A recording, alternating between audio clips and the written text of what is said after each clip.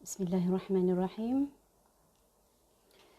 Alhamdulillahirabbil alamin wassalatu wassalamu ala asyrafil anbiya'i wal mursalin wa ala alihi wa sahbihi ajma'in. Rabbi shrah li sadri wa yassir li amri wahlul 'uqdatam min lisani yafqahu qawli. Rabbi yassir wa la tu'assir, rabbi tamim bil khair. Assalamualaikum warahmatullahi wabarakatuh. Alhamdulillah, kita panjatkan kesyukuran kehadrat Allah dengan limpah kurnia kasih sayang kasih sayang dia dapat kita bersama-sama pada pagi ini untuk kita membacakan buku La Tahzan karangan Dr. Aid Al-Qarni, ya, jangan bersedih, yang diterjemahkan oleh Nuraini Abu. Okey. Saya nak tunggu beberapa orang masuk dan saya akan mulalah, ya. Tengok hari ni komen naik tak? Waalaikumsalam warahmatullahi, sahabat saya dan juga bos juga ya. Okey, Assalamualaikum Puan Zaitun. Waalaikumsalam warahmatullahi. Okey, alhamdulillah hari ni komen ada, nampaknya saya tak bercakap seorang diri. Okey, suara boleh dengar, ya. Sebab terkelip pun hari ni. Mudah-mudahan dapat dengar. Ke perlu kelip? Tak kelip pun tak apa kot. Okey, nampak ada 4 orang.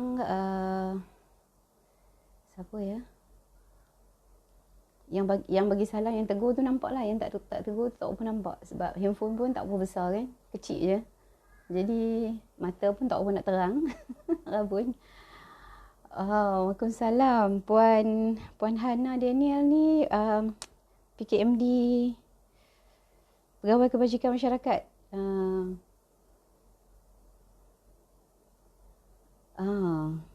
JKM mana dulu PKMD mana dulu, lupa dah. Sahabat lama ya. Oh ya ke, Puan Zaitun sat je boleh bersama ni, tapi selalu tengok ulangan ya ke? Alhamdulillah ya. Nampak number ada increase tu, Puan Zaitun tengoklah kot tu. Nak bersiap pergi office. Oh ya. Saya alhamdulillah dah sampai office. Waalaikumsalam Kak Zaleha. Alhamdulillah Kak Zaleha masuk awal hari ni ya. Okey. So kita tunggu, ada 10 orang sekejap lagi. Satu minit lagi mungkin.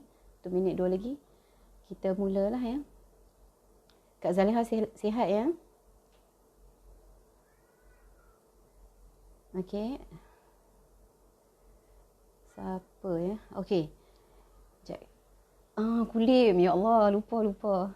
Banyak dah apa Sarah terputus. Dah lupa banyak dah saya, ya. Ya, betul. Pernah bantu saya dulu. Pernah bantu keluarga saya dulu sekali. Ya, alhamdulillah, terima kasih.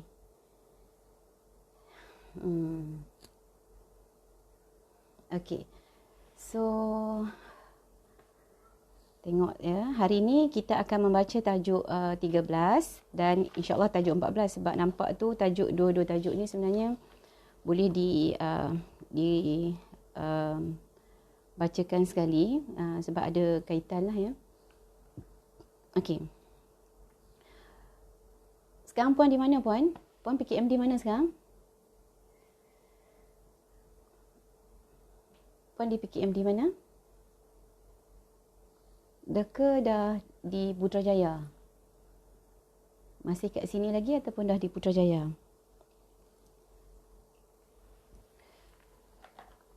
Okey, kita akan baca tajuk 13 dan tajuk 14. Tajuk 13 adalah masih ada yang selalu mengabulkan permintaan anda. Dan tajuk 14 adalah dah kat Putrajaya ya. Mudah-mudahan dipermudahkan ya Puan. InsyaAllah ya. Dan tajuk 14, lapangkan dada anda dengan beruzlah ya. Okey. So saya ingat boleh dah kot ya, kita mulakan ya. Tak apa, siapa yang ada urusan boleh, tak ada masalah. Macam Puan Zaitun tadi kata tengah bersiap-siap nak nak pergi kerja. Ya, nanti boleh tengok lah ya, tak apa, dia recorded. Waalaikumsalam warahmatullahi, sahabat saya Lela ya. Share dulu, Lela kerja ke hari ni? Okey. Okey. Jadi insya-Allah mudah-mudahan kita akan membacalah ya tajuk ini insya-Allah. Okey. Dr. Aid memulakan nukilannya di tajuk 13 ni. Tajuknya masih ada yang selalu mengabulkan permintaan anda. Waalaikumsalam warahmatullahi. Hani sihat, anak-anak sihat ya ni ya. Okey, dia kata, siapakah yang berhak menjadi tempat mengadu orang-orang yang dilanda kegelisahan, kesempitan, kesulitan dan kesedihan? Dia tanya soalan kat situ. Siapakah yang berhak menjadi tempat mengadu orang-orang yang dilanda kesedihan, kesempitan, kesulitan dan kesedihan? Ya. Kepada siapakah mereka harus memohon pertolongan? Siapakah yang layak menjadi tempat bergantung, memohon, meminta dan meratap semua makhluk? Semua soalan ya. Semua soalan. Sabahun Nur, Umi. Anak buah ya. Sabahan Nur. Sabahan Nur. Ya. Amy. Okey, dia kata, siapakah yang berhak menjadi gantungan hati dan selalu diucapkan oleh lidah manusia? Tidak lain adalah hanya Allah yang tiada Tuhan selain dia. Ya. Okey.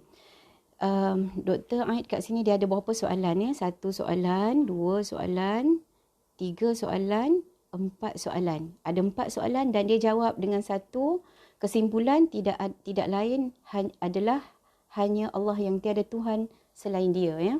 Dia kata siapa tempat yang kita nak mengadu bila kita dilanda nak mengadu bila kita dilanda kegelisahan, bila kita dilanda kesempitan, bila kita dilanda kesulitan dan bila kita dilanda kesedihan. Dia kata, kepada siapa pula kita nak minta pertolongan bila kita dilanda kegelisahan, kesempitan hidup dan kesulitan hidup, kesedihan hidup? Dekat siapa kita nak mohon pertolongan?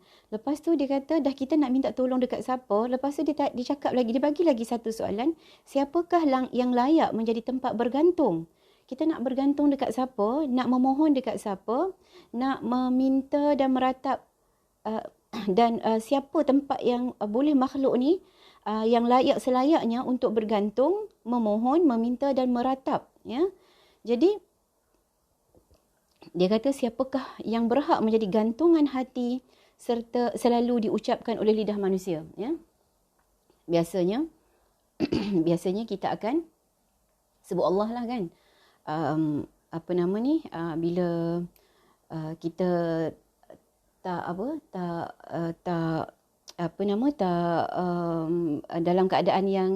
dalam keadaan yang kita susah hati, kita tertekan dan ni kita akan biasanya kita apa-apa yang kita sakit ke apa, kita akan sebut Allah lah ya. Dia kata macam tu ya. Ya. Assalamualaikum Rosilawati, Puan Rosilawati. Assalamualaikum Kak Zai. Kak Zai. Alhamdulillah Kak Zai masuk pagi ni. Okey. Dia kata, bagiku dan juga anda, Dr. Aid kata, bagiku dan juga anda adalah suatu kewajipan untuk berdoa dan meminta kepadanya dalam keadaan lapang maupun sempit dan dalam keadaan mudah maupun ketika susah.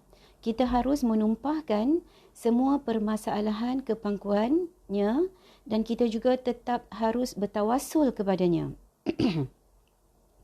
Kita harus duduk bersimpuh di depan pintu gerbangnya sambil memohon, menangis, merendahkan diri dan meminta ampunannya.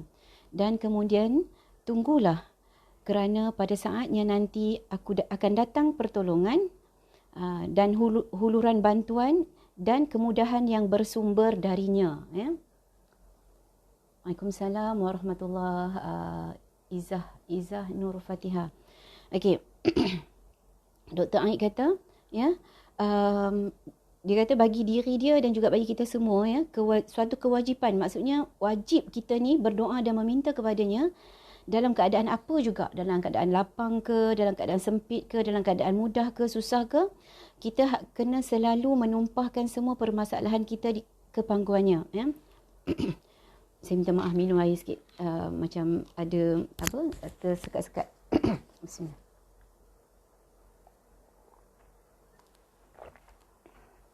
Okey. Alhamdulillah. Okey. Dia kata kita ni kena sentiasa memohon kepada Allah, ya. Memohon kepada Allah, tak kisah dalam keadaan apa pun. Kita senang ke, kita kita susah,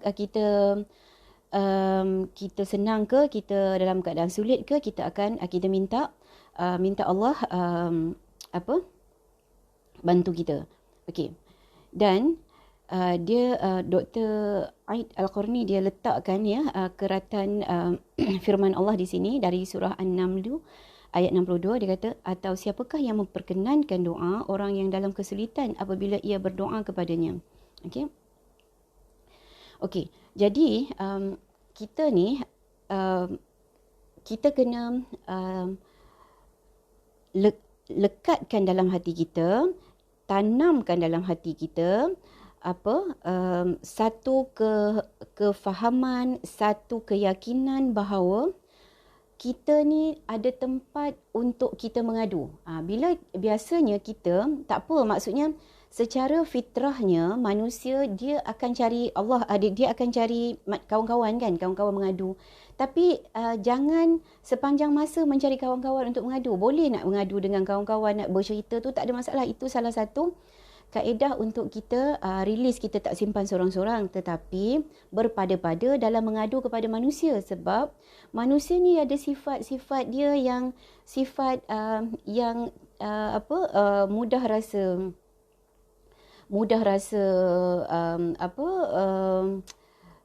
bosan dengan aduan-aduan yang contoh kan, ada kita pernah dengar ya, dalam kalangan kita pun kita pernah dengar ada kawan-kawan kata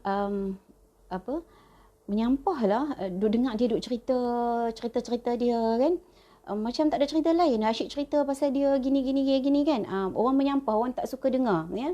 Jadi kita boleh kita nak mengadu, tengoklah kan, kawan-kawan yang kita nak mengadu tu kawan-kawan yang mana, kawan yang memang boleh mendengar dan boleh membantu kita. Kalau nak mudah lagi, carilah kaunselor ni, insya-Allah ya, dia Allah dah jadikan dia ni yang dinamakan kaunselor ni, dia akan menerima tanpa syarat ya. Positive unconditional regards. InsyaAllah dia akan menerima dengan baik, dan dia boleh menerima, dia boleh mendengar. Dia ada latihan dalam mendengar tu, insyaAllah. Tapi perlu ingat juga, kaunselor pun manusia juga. Mungkin dia ada latihan, dia ada kepakaran dalam bidang tu, tetapi dia pun manusia biasa kan. Kalau mengadu pun nanti kadang-kadang dia pun akan rasa bosan, muak dan sebagainya. Tapi kepada satu ni sahaja yang tidak akan bosan dengan kita ya, yang tidak akan bosan dengan kita, iaitu Allah Subhanahu Wa Taala ya. Lagi banyak kita mengadu, Allah lagi suka ya. Okey. Dan kita kena yakin ya, bila kita minta, kita kena yakin sangat-sangat bila kita minta. Saya ada pengalaman ya, cerita sikit kan, bagi segar sikit pagi ni. Assalamualaikum Huda, Kak Noh ya. Saya ada tu pengalaman ya, masa dululah ya. Saya kerja dekat satu syarikat ya, masa sebelum saya masuk sambung belajar dan buat degree dalam kaunseling. Saya pernah kerja ya, kerja di syarikat swasta ya. Saya kerja di syarikat swasta. Lepas tu kerja tu memang kerja tu, jawatan tu kerani je ya. Waalaikumsalam Kak Noh ya. Kerja tu kerani je, tapi beban yang saya tanggung tu seolah-olah saya ni memegang satu peranan yang sangat besar di situ ya. Jadi saya tak tahan dengan kerja tu. Saya dah yalah, muda kan, masa tu muda ya, budak-budak lagi tak cerdik lagi ya. Jadi saya pun ambil keputusan bagi notis sebab dah terlampau stres kan, terlampau stres kan, migraine, saya kena migraine apa-apa semua kan, banyak pressure kan, pressure yang diletakkan dekat bahu saya, dibebankan kepada saya yang bukan tugas saya. So saya bertahan, tak mampu bertahan, cuba bertahan tak mampu, akhirnya saya pun apa ni, letak, bagi notis 24 jam kan. Bagi notis 24 jam. Tapi bukan bagi notis 24 jam tu boleh berhenti la tu kan. Tapi bagi notis tu nak berhenti ambil masa sebulan lah kan. 1 bulan. Okay. So, dalam bila saya balik, Waalaikumsalam, Hajah Nik. Okay. So, bila saya balik ke rumah, saya pun cakap, okay, saya dah berhenti kerja. So, saya pun ada komitmen yang perlu saya tanggung. Ya, yang saya perlu tanggung dalam ni. Jadi, macam mana saya nak buat kan? Lepas tu, saya pun fikir. Saya pun macam, ya Allah, macam mana ni nak buat kan? So, malam tu saya rasa tak ada siapa yang boleh tolong saya. Saya teringat lagi kan, malam tu saya tak ada siapa yang boleh tolong saya lagi. Saya kata, saya lepas solat Isyak tu, saya masuk dalam baik Puan Zaitun. Semoga dipermudahkan perjalanan ke pejabat ya. Waalaikumsalam warahmatullahi. Okey. Lepas tu saya pun masuk dalam bilik. Saya ada satu bilik tu yang tak ada siapa-siapa duduk dalam bilik tu lah. Saya pun beruzlah lah. Ni ada tajuk kita tajuk 14 ni beruzlah. Duduklah seorang-seorang dalam bilik tu. Saya solat Isyak. Saya solat taubat. Ni cerita yang dah berapa puluh tahun yang lalu. Okay? Saya nak cerita bahawa Allah mengabulkan permintaan kita kan. So saya solat Isyak, solat taubat, solat hajat. Lepas tu saya baca Yasin. Kan kita bila kita susah kan, kita cari Allah kan. Kan. Lepas tu baca Yasin. Baca Yasin ni menangis ni.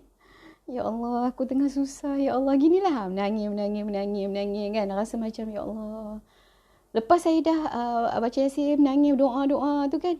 Lepas tu saya tersedar. Saya kata, ya Allah.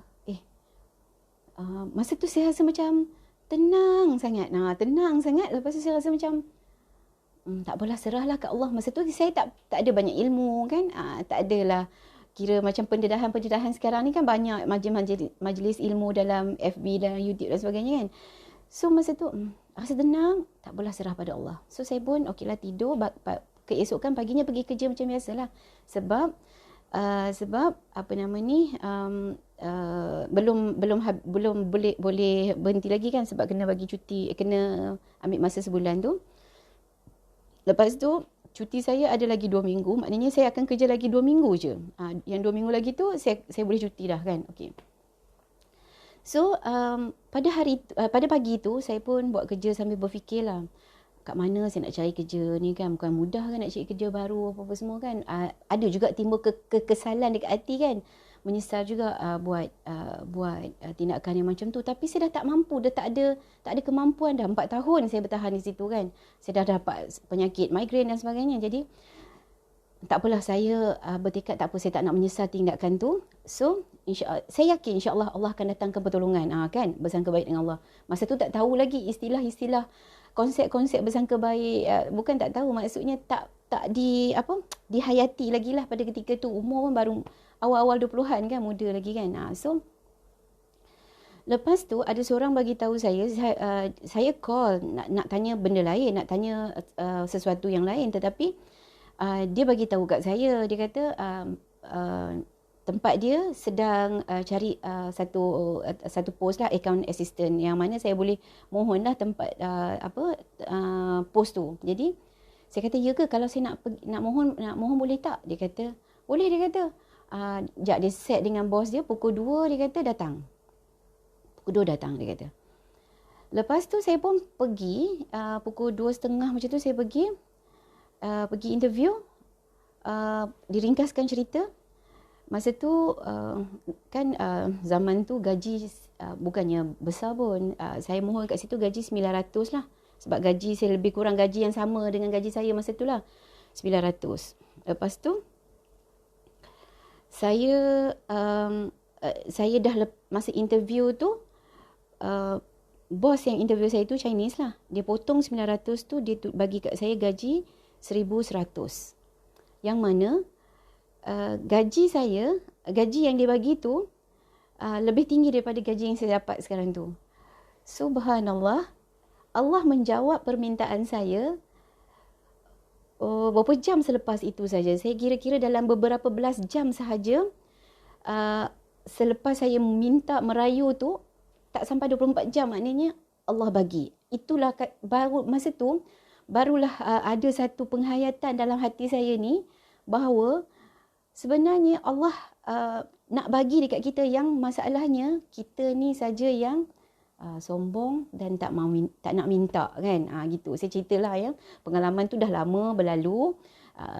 Kita ambil sama-sama ambil pengajaran daripada apa yang Allah bagikan. Pengalaman kat kita ni bukanlah kata doa hebat mustajab, tak. Sebenarnya Allah nak bagi tahu bahawa minta aku akan kabulkan. Minta aku akan kabulkan. Tapi yang masalahnya kita sekarang ni tak nak minta kan.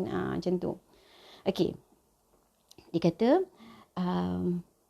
Allah lah yang menyelamatkan orang yang tenggelam, memberi jalan keluar orang-orang yang mengalami kesulitan, menolong orang yang dizalimi, memberi petunjuk orang yang sesat, menyembuhkan orang yang sakit dan meringankan beban orang yang mendapat cubaan. Betul kan? Maknanya cerita saya cerita tadi tu, maknanya memang tepat, dan kita patut rasa kena benda ni kena ada dalam hati kita, yang kita jangan rasa macam bila kita ditimpa kesusahan, kita kena cepat-cepat bergantung dengan Allah, ya, memohon dengan dia dan minta dengan dia. Jangan kita rasa macam tak apa, kita minta tolong dengan manusia tu adalah salah satu cabang pertolongan Allah sebenarnya. Bukan kata kita minta tolong dengan manusia ni kita tak minta tolong dengan Allah. Sebenarnya usaha minta tolong dengan manusia, tetapi yang pertama minta tolong dengan Allah, dan Allah akan datangkan pertolongan itu melalui manusia lah ya.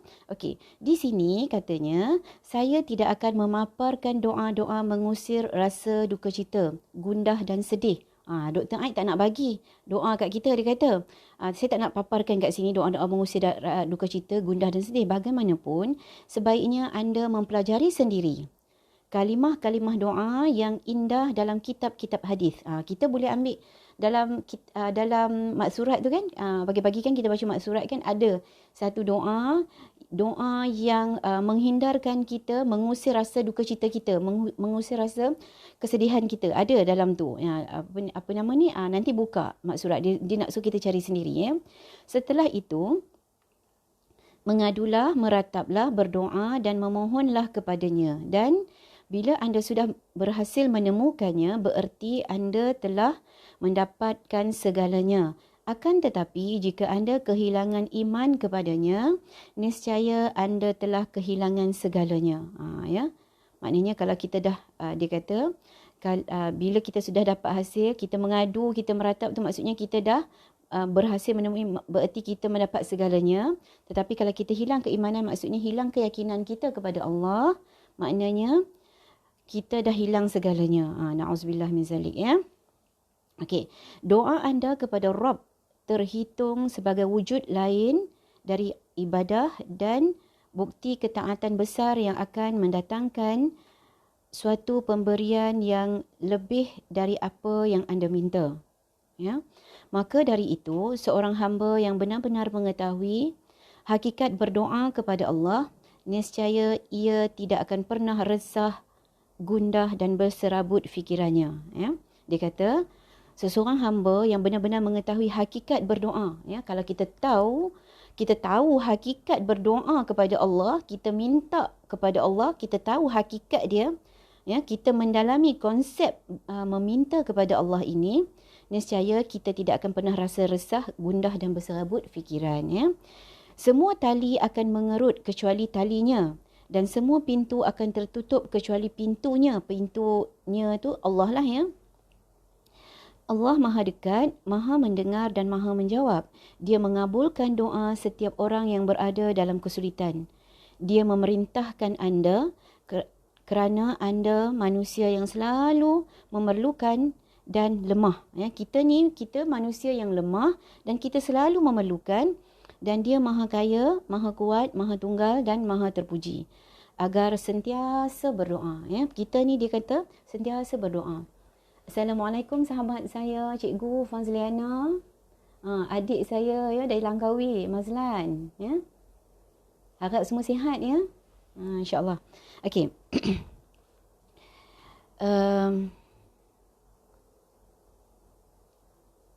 Okey, sebab dia kata kita ni lemah ya, kita perlu berdoa ya.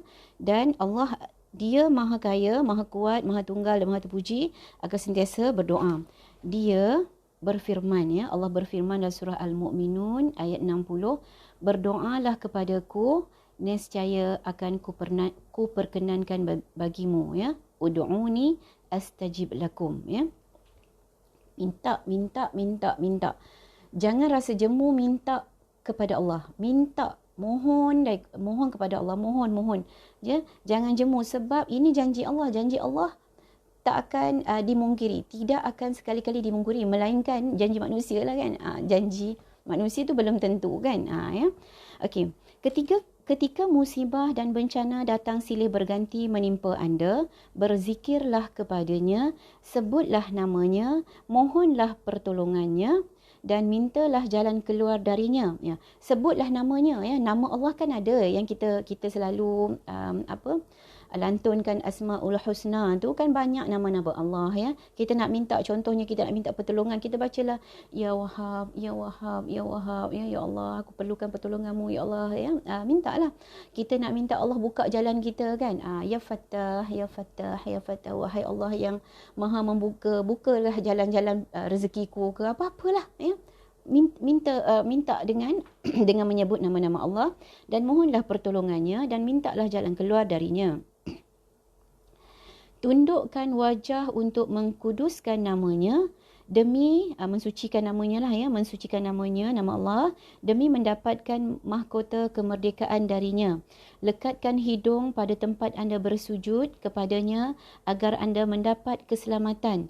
Angkat kedua tangan anda, buka kedua telapak tangan anda, perbanyak memohon kepadanya. Ya, dia kata maksudnya masa kita sujud tu, lekatkan tu maksudnya sujudlah bagi lama ya. Sujudlah bagi lama. Waalaikumsalam Cikgu Azian ya. Salah seorang insan yang sangat dikasihi, dicintai oleh anak syurga saya ya. Okey. Terima kasih Cikgu Azian datang masuk sini ya. Okey. Dia kata lekatkan hidung pada tempat anda bersujud. Maksudnya sujudlah bagi lama ya, sujud bagi orang kata apa, sujud lama tu bagi kita rasa nikmat kita sujud tu, dan waktu tu kan Allah begitu hampir ya, kita begitu hampir dengan Allah, jadi sujudlah bagi lama. Dia kata lekatkan hidung tu maksudnya bagi lama, tundukkan wajah ya, lekatkan hidung kat situ, sujud bagi lama kan, sampai kita rasa khusyuk dan nikmat, macam tu ya. Lepas tu dia kata angkat kedua tangan, dia ajar kita macam mana nak berdoa ni kan. Dalam sujud doa kan, lepas tu lepas sujud dah angkat, dah lepas solat mungkin bagi salam, angkat kedua tangan anda, buka kedua telapak tangan anda. Dia suruh kita angkat tangan, buka, maksudnya berdoa lah ya, buka kedua tapak tangan kita ni, perbanyakkan memohon kepadanya. Jangan anda bosan meminta kepadanya dan jangan anda berpaling dari depan pintunya. Ya. Harapkanlah kelembutan kasih sayang darinya, nantikan pertolongannya, nyaringkan suara dan tatkala menyebut namanya. Maksudnya perdengarkanlah suara kita tu kan. Jangan kita berdoa mulut tak buka kan, tapi hati je kan. Memanglah Allah mendengar, tapi biar kita lantunkan ya, Dr. Aid kata biar kita lantunkan di bibir kita, keluar sekurang-kurangnya, biarlah kita pun dengar kan. Jangan tak dengar langsung, nak menunjukkan betapa kita ni minta sungguh-sungguh kan. Minta sungguh-sungguh. Harapkanlah kelembutan kasih sayangnya darinya, nantikan pertolongannya, nyaringkan suara dan tatkala menyebut namanya. Dan selalu berbaik sangkalah kepadanya. Lepas kita doa, kita kena baik sangka. Maksudnya kita kena bersangka dengan sangkaan yang baik yang Allah akan makbulkan permintaan kita tu ya. Kita akan bersangka yang Allah akan kabulkan, Allah akan perkenankan permintaan kita. Tapi bila yang itu jangan kita kata dah doa. Selalu saya dengar klien cakap macam ni. Saya dah puas berdoa puan, saya dah puas berdoa doktor, tapi Allah tak bagi lagi. Subhanallah, jangan sebut macam tu. Istighfar banyak-banyak. Jangan, yang itu adalah kata-kata orang putus asa, putus harap dengan rahmat Allah. Jangan sekali-kali kita keluarkan kata-kata begitu. Kita kena sentiasa yakin bahawa Allah akan sentiasa, Allah maha mendengar. Allah maha mendengar, Allah melihat. Allah tak tahu ke yang kita sedang menderita? Allah tak tahu ke yang kita sedang sakit? Allah tak tahu ke yang kita sedang bersedih? Allah tahu semua tu. Semua itu dalam pengetahuan dan pentadbiran Allah. Allah tahu. Allah maha mengetahui. Allah maha pengetahuan Allah maha luas dalam hal ni. Tetapi Allah nak tengok dari kita sebenarnya. Macam mana kita bila kita berhadapan dengan suasana sedih ni, apa yang kita nak buat sebenarnya? Okey. Dan dia kata, curahkan seluruh waktu anda untuknya dan beribadahlah kepadanya dengan tekun agar anda mendapatkan kebahagiaan dan kemenangan. Okey. Untuk orang-orang yang pernah diuji, saya rasa majoriti kita pernah dapat ujian-ujian, macam-macam ujian. Dan kita pun berhadapan dengan pelbagai situasi yang mana kita up and down. Ada masa kita keimanan kita kepada Allah tu bolehlah, okey, nak kata hebat tu tak adalah, maksudnya bolehlah adalah masa tu, tapi ada kalanya kita jatuh sangat kan. Okey, kita kena ingat bahawa ada satu janji Allah dalam surah Hud ayat 6 yang mana Allah kata tidak ada satu binatang yang melata di bumi ni melainkan Allah lah yang memberi rezeki. Jadi kita kena yakin kepada Allah. Itu janji Allah. Rajin baca kerap sebab yang tu dia akan jadi satu cas semangat dan motivasi. Rezeki ni bukan duit sahaja. Rezeki ni bukan rezeki ni bukan dari aspek material sahaja, tetapi rezeki ni datang macam-macam. Rezeki itu kesihatan, pasangan yang baik, pasangan yang menyayangi kita pun rezeki. Anak-anak yang baik, anak-anak yang dengar cakap, jiran-jiran yang baik, rezeki. Sebab kalau tak salah saya, Saidina Ali pernah ada satu pesanan Saidina Ali, ada 4 dia kata tanda orang yang bahagia hidupnya, iaitu Waalaikumsalam warahmatullahi, sahabat saya Cik Muhammad. Terima kasih Cik Muhammad masuk dapat kita berjumpa di alam di alam maya. Okey, Saidina Ali pernah pesan ada 4 orang yang tanda orang itu bahagia. Yang pertama, pasangan yang baik, yang kedua, rumah yang selesa, rumah yang selesa. Yang ketiga, rumah yang selesa maksudnya bukan rumah yang besar, rumah yang selesa maksudnya walaupun rumah tu kecil tapi kita selesa duduk. Dan yang ketiga, jiran yang baik. Dan yang keempat adalah kenderaan yang tak meragam. So kalau kita dapat 4 ni, insya-Allah kita akan bahagia kehidupan kita dunia dan akhirat. Jadi kita kerap-kerap kita baca surah Hud ayat 6 ni. Dia sebenarnya dia ayat yang kalau orang yang rajin baca Majmu' Syarif, dia akan jumpalah ayat ni. Orang yang baca ni, dia kata ayat ni sebenarnya dia akan bagi kita suntikan semangat, motivasi untuk kita keyakinan kita kepada Allah tinggi, dan janji Allah tu pasti. Allah kata tidak ada satu binatang yang melata di muka bumi ini melainkan Allah lah yang memberi rezekinya. Allah dah janji dah. Rezeki tu datang pelbagai bentuk lah. Dan bila kita dalam keadaan itu, dalam keadaan kita rasa susah, kita sulit, kita kehidupan kita menjadi sempit, kita macam sebelum ni saya pernah ajar teknik untuk kita bungkus masalah kita tu. Ambil bungkus masalah itu, serah kepada Allah. Bungkus masalah kita tu, serah pada Allah. Dengan buat lagi satu tambahan satu teknik lagi hari ni, bacalah ayat daripada surah Al-Ghafir, wa ufawwidhu amri ilallah innallaha basirun bil ibad tu. Dan aku menyerahkan segala urusanku kepada Allah, sesungguhnya Allah lah yang maha mengetahui akan hamba-hambanya. Allah yang maha melihat akan hamba-hambanya. Dan pada ketika itu kita berbisiklah kita sujud tu, kita berdoa.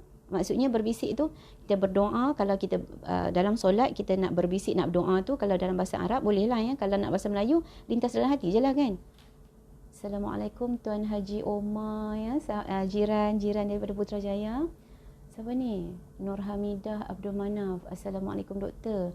Betul sangat apabila diuji dan bila Allah dengar doa kita terasa sangat-sangat syahdu akan nikmat tersebut. Alhamdulillah ya. Puan Nur Hamidah pun ada pengalaman dia kan. Okey, alhamdulillah. Ya. Maksudnya kita cari Allah, Allah akan ada ya. Kita cari. Yang masalahnya kita tak cari je. Okey. So Dr. Aid ajar kita ya.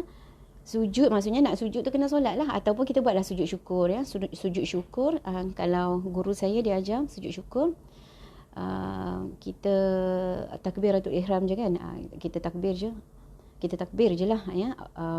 Allahu akbar, kita terus sujud. Dalam sujud tu kita baca subhanallah walhamdulillah wala ilaha illallah wallahu akbar. Kalau mampu baca 3 kali bacalah, kalau mampu baca 7 kali, kalau mampu lagi baca 11 kali. So lepas tu kita baca selawat kat Nabi. Allahumma salli ala sayyidina Muhammadin wa ala alihi wasahbihi wa barik wasallam. 3, 7 ataupun 11 kali juga ya. Lepas tu kita bacalah Rabbana atina fid dunya hasanah wa fil akhirati hasanah wa qina azabannar.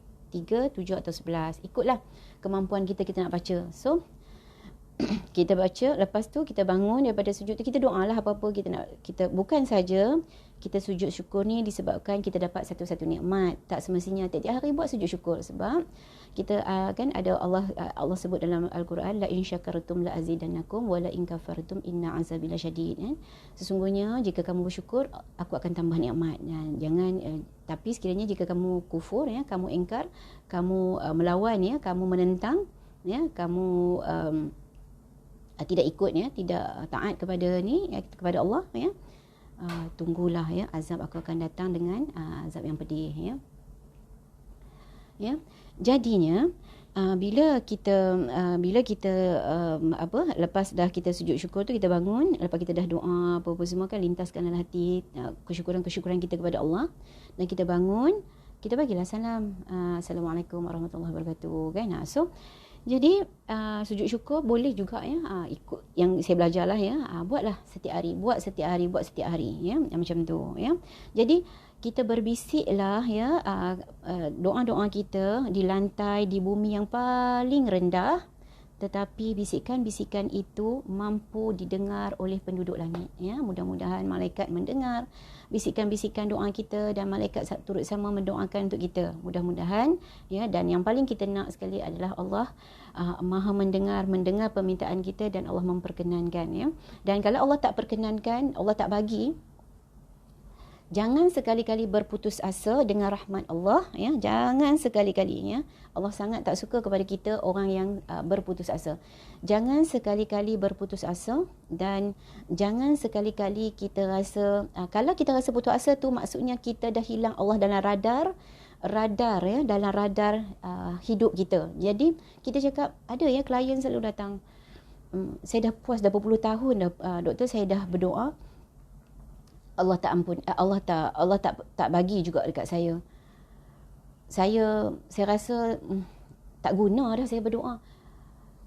Istighfar ya, minta ampun pada Allah. Itulah dosa kita. Itulah dosa yang sedang kita buat ya. Sehingga Allah tidak perkenankan doa kita. Katakanlah Allah tak bagi pada dunia ni, kita kena terus bersangka baik bahawa Allah akan simpan ya.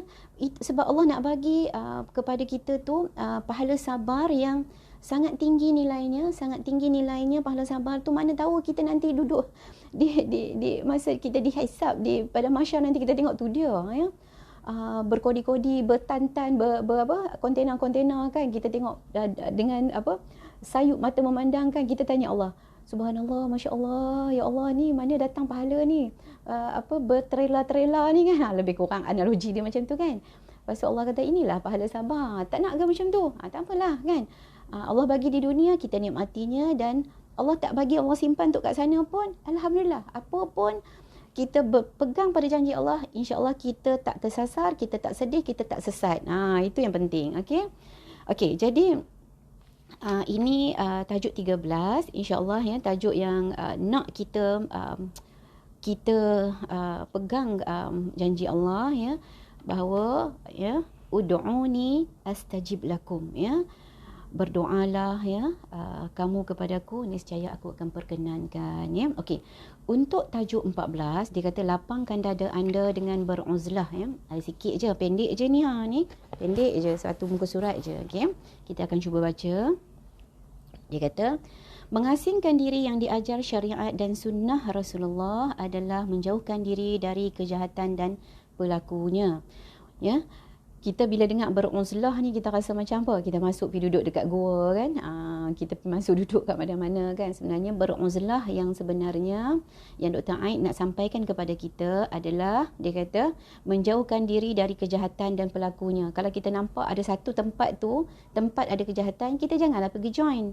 Kalau ada kat situ kita nampak orang tu dia selalu kan dia selalu cakap benda-benda yang mungkin dia suka mengumpat ke ataupun dia suka apa-apalah yang benda yang mendatangkan tak baik kan, sesuatu yang tak baik kat situ. Kita kalau boleh tu kalau kita mampu kita pergilah ya, kita pergi, tetapi kita bukan pergi sebagai peserta ya. Silap pula kan, kita pergi sebagai peserta. Apa ni, Siti Balqis kata memang kadang-kadang ada orang mudah putus asa dalam berdoa dan bersabar, termasuk saya juga kadang tak sabar dalam berdoa. Ya betul Balqis, Siti Balqis ya. Sebenarnya Allah nak tengok kita, Allah nak tengok kita sabar tak sabar ya. Bukan Allah tak nak bagi, Allah boleh nak bagi. Kita minta itu semua dalam pentadbiran Allah, boleh je Allah nak bagi kan.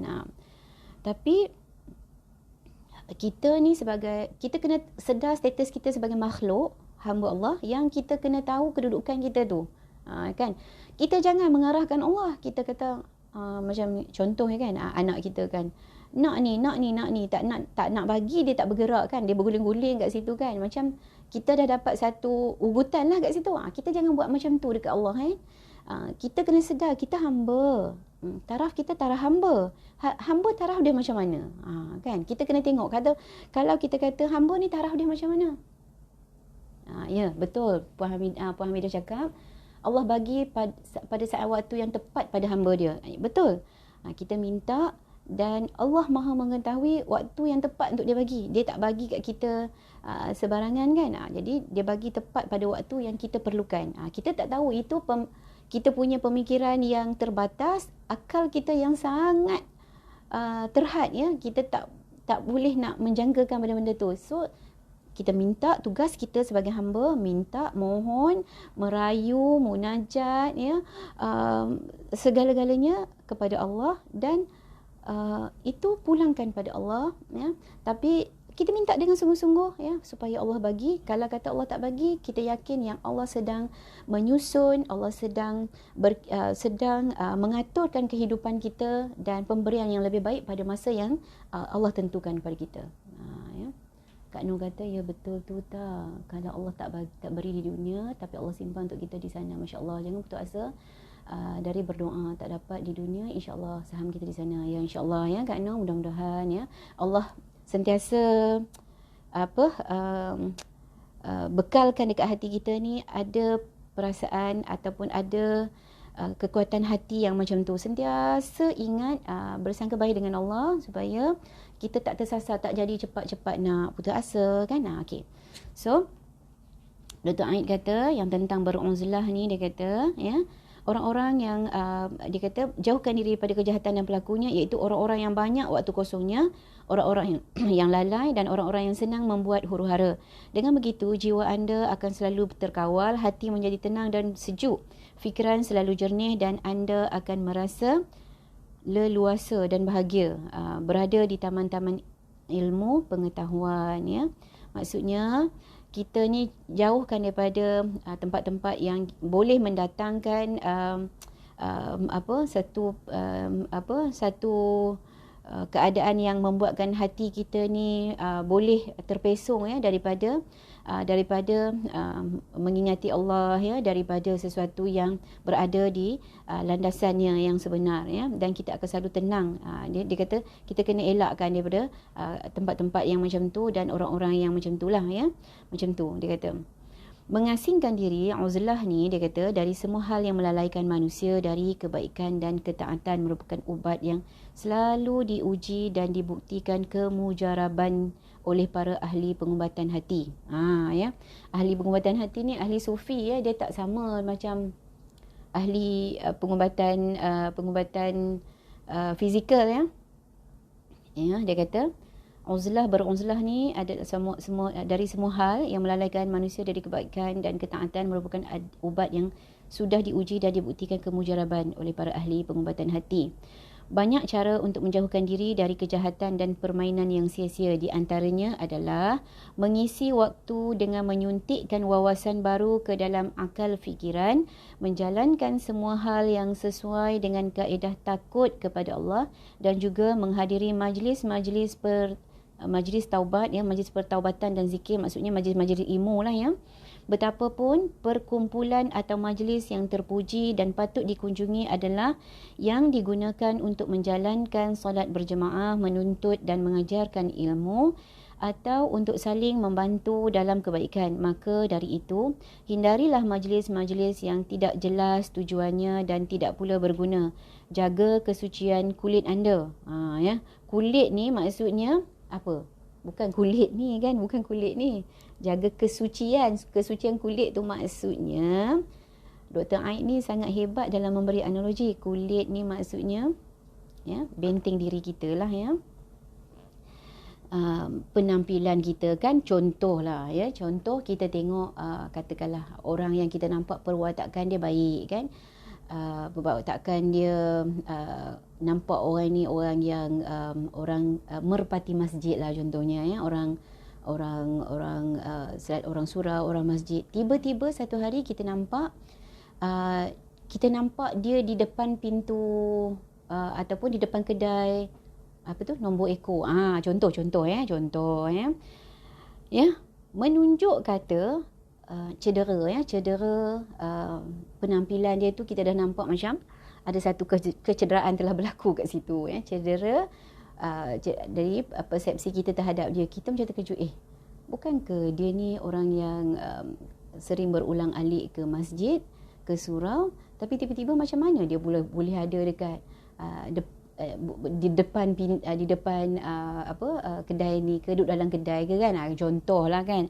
Dia kata, so dia tak nak kita pergi ke tempat-tempat macam tu. Dia kata supaya jaga kesucian kulit kita, personality kita, penampilan kita, dan perlu kita jaga kulit tu, maksudnya inilah ya, penampilan kita, personality diri kita, dan tidak menimbulkan fitnah lah. Kalau kita buat macam tu, contohlah kan, kalau kata nak berdiri pun pandang-pandanglah ke atas kan, jangan tersalah pandang kan, tersilap pandang, berdiri di depan tu menimbulkan fitnah pula kan pada diri kita ya.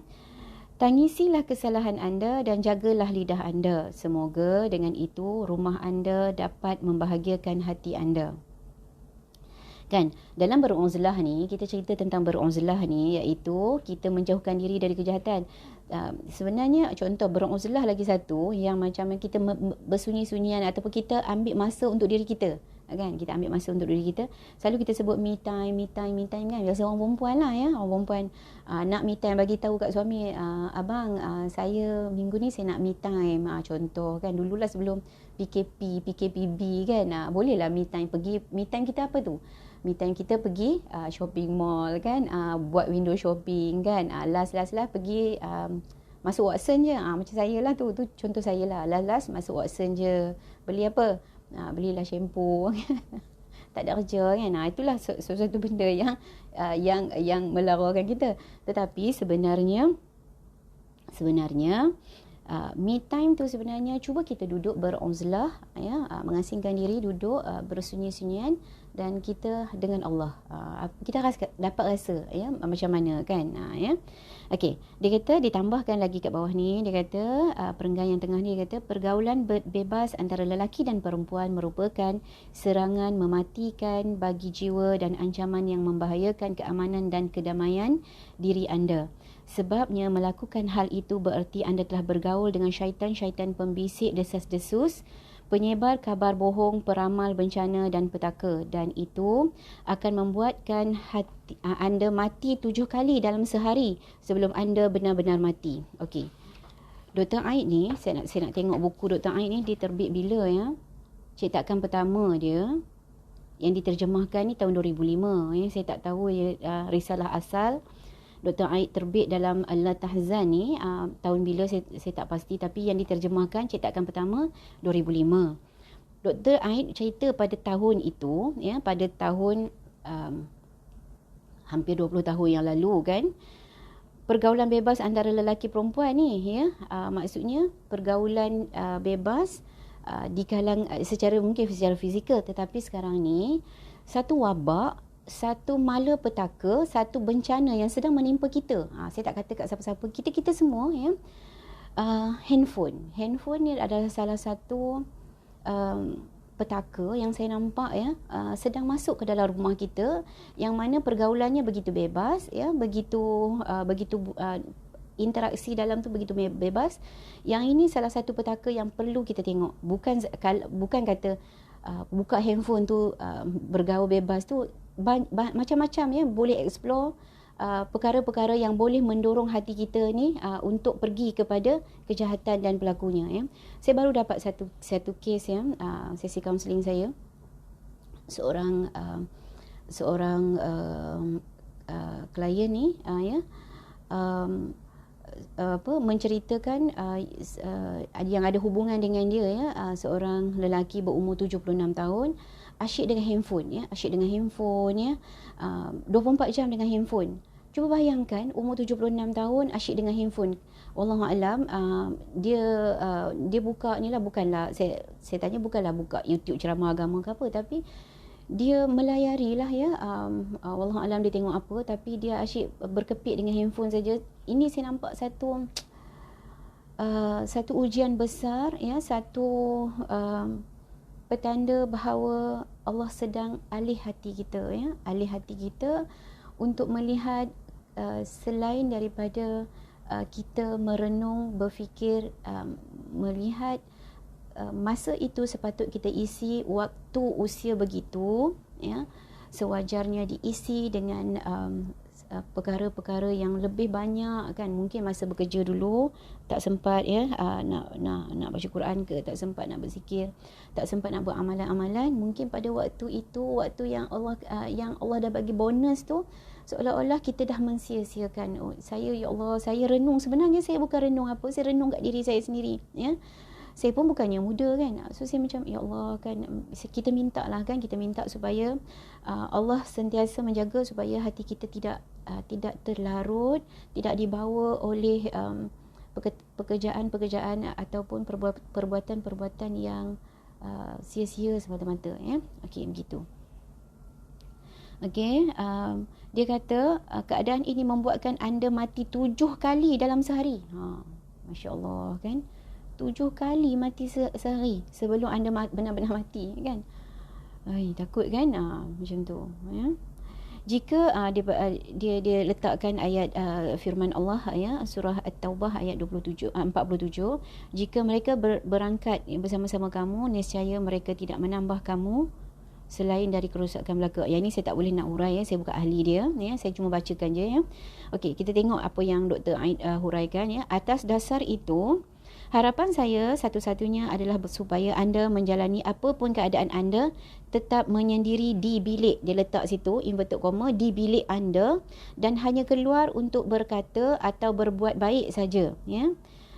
Pada saat seperti itu, hati anda akan benar-benar menjadi milik anda, sehingga waktu dan umur anda selamat dari kesia-siaan, lidah anda terhindar dari mengunjing ya, dari ribah, daripada mengumpat, hati anda bersih dari kerisauan, telinga anda terjauh dari ucapan kotor, dan mata anda bebas dari berburuk sangka. Okey, ini hampir 20 tahun yang lalu ya. Dr. Aid tak nampak lagi ni bencana ataupun petaka ataupun musibah yang sedang melanda umat Islam sekarang dengan adanya handphone kan, dengan adanya handphone. Dan bukan mata sahaja yang boleh, dia kata kat sini, dia kata kat sini mana, dia kata Dia kata lidah anda terhindar dari ribah ya, dari mengunjing ataupun dari mengumpat kan. Dia kata telinga anda terjauh dari ucapan kotor. Sekarang ni bukan telinga saja mendengar ya, mata pun mendengar ya, sebab mata yang membaca. Mata yang membaca kejian-kejian, tohmahan-tohmahan, cacian-cacian, hinaan-hinaan ya, dalam macam-macam ya, dalam kalau dalam sudut politiknya, dari sudut hiburannya, dari sudut pelbagai kan. Jadi ini mungkin Dr. Aid sebut dalam hampir 20 tahun yang lalu, tapi sekarang ni dah ada benda baru ya, benda yang sedang masyarakat kita sedang menghadap sekarang ni adalah dari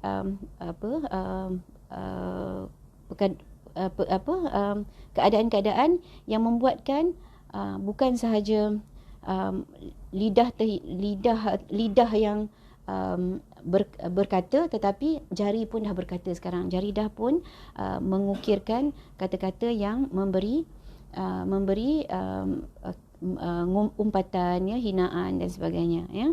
Siapa pun yang selalu mencuba pasti akan mendapat pengetahuan. Siapa pun yang membiarkan jiwanya bersama-sama keraguan dan bercampur gaul bersama orang awam ya, maka katakanlah alaihi salam, semoga dia mendapat keselamatan ya. Maknanya Dr. Aid nak suruh kita, dia kata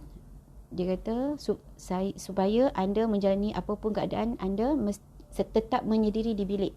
Bilik dia buat inverted comma tu, maksudnya hati ya. Hati kita ni kan, Rasulullah SAW ada menyebut dalam hadis dia kata kalau seketul daging tu baik, maka baiklah kan. Contoh kita dalam keadaan bersedih, kalau hati kita sedih, seluruh tubuh badan kita ya, muka ikut bersedih, mata ikut bersedih kan, mata turut mengalirkan air mata, muka orang nampak sedih kan, tubuh badan kita pun layu je kan. Maksudnya bila hati kita tak sihat, hati kita sedang sakit, hati kita sedang menderita, seluruh tubuh kita ni pun akan turut menderita. Begitu jugalah kalau hati kita dipenuhi dengan sifat-sifat mazmumah ya, seluruh tubuh badan kita, fizikal kita pun akan turut sakit ya. Jadi beruzlah di sini adalah menjauhkan diri kita dari kejahatan. Tak kiralah ya kita berada di mana ya, kejahatan dan pelakunya, dia kata jauhkanlah diri kita daripada perkara-perkara yang boleh mencenderungkan hati kita untuk menjalani kehidupan yang sejahtera mengikut apa yang Allah ajarkan pada kita ya. Jadi macam biasa ya, small love, buat small love, gosok-gosok jadi duit ya, duit, DUIT, doa, usaha, ikhtiar dan juga tawakallah kepada Allah ya. Kalau kita nak hati yang macam mana, kita nak hati yang sentiasa bersangka baik dengan Allah, kita minta dengan Allah ya. Sebab kita ini, Dr. Aid pun kata dalam ni, dia kata kita ini adalah manusia yang lemah dan kita tak punya apa-apa ya, kita tak punya apa-apa, la haula wala quwata illa billah. Dan kita banyakkanlah ya membaca zikir hasbunallahu wa ni'mal wakil ya, mengharap dengan harapan hanya Allah lah saja yang boleh membantu kita. So jadi saya rasa kita dah pun hampir ke pukul 9, hampir 1 jam kita bersama. Mudah-mudahan perkongsian ini memberi manfaat kepada saya dan kita semua, dan Allah membantu kita untuk kita beramal dengan ilmu yang kita dah baca ya, sampai ke tajuk 14. InsyaAllah mudah-mudahan kita akan membaca, ada saya combine 2 tajuk lah ya, supaya kita cepat cover ya. Tajuk 15, Allah akan mengganti yang lebih baik, dan tajuk 16, iman adalah kehidupan yang sebenar ya. Dan semalam ya saya sempat pagi tadi saya sempat terbaca yang penyelia saya Dr. Nurhayati ada mencadangkan untuk saya masukkan, selitkan ya, dapatan-dapatan dalam kajian saya integrasi spiritual dan agama dalam kes kaunseling keluarga dan perkahwinan. InsyaAllah saya nanti saya susun ya, InsyaAllah saya cuba berkongsi sedikit demi sedikit ya. Terima kasih kepada penyelia saya yang saya kasihi, yang saya hormati, lagi saya sanjungi ya Dr. Nur Hayati atas buah fikiran ilmu atau pandangan yang baik itu. InsyaAllah mudah-mudahan kita akan memperbaiki ya, saya akan cuba memperbaiki penyampaian ini dari semasa ke semasa. Jadi saya mohon ampun dan maaf ya sepanjang penyampaian perkongsian ini, jika ada terdapat tutur kata saya yang tidak betul ya, ataupun tidak tepat, ataupun menyinggung hati sesiapa, tidak lain dan tidak bukan saya hanyalah ingin menyeru dan mengajak kita untuk sama-sama mendekatkan diri kepada Allah, mencari jalan yang sebenar, jalan yang Allah minta kita lalui. Kita hanya nak pergi ke jalan itu sahaja, bukan jalan-jalan yang lain ya.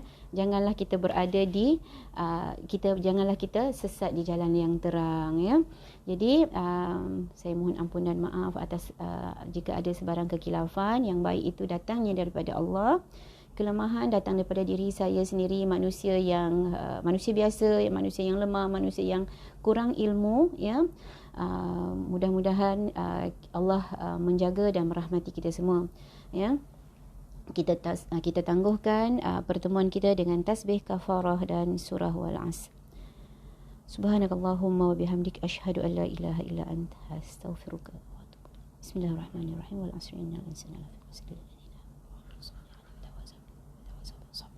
Wabillahi taufiq wal hidayah. Wassalamualaikum warahmatullahi wabarakatuh. Jumpa lagi insya-Allah esok. Salam sayang untuk semua.